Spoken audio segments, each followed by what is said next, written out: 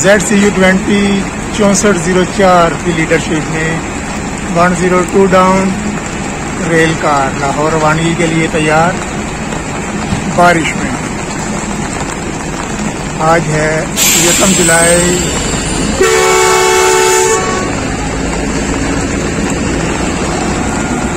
Final whistle हो गई है और ट्रेन ने चलना शुरू कर दिया।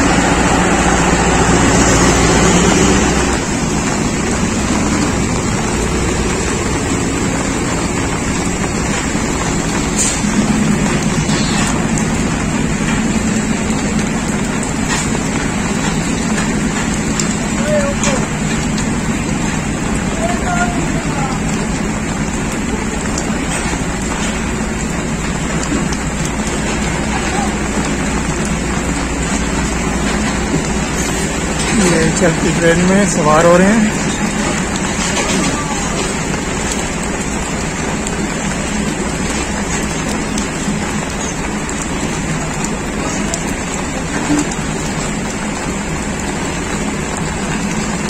मानसून की आज पहली बारिश हो रही है।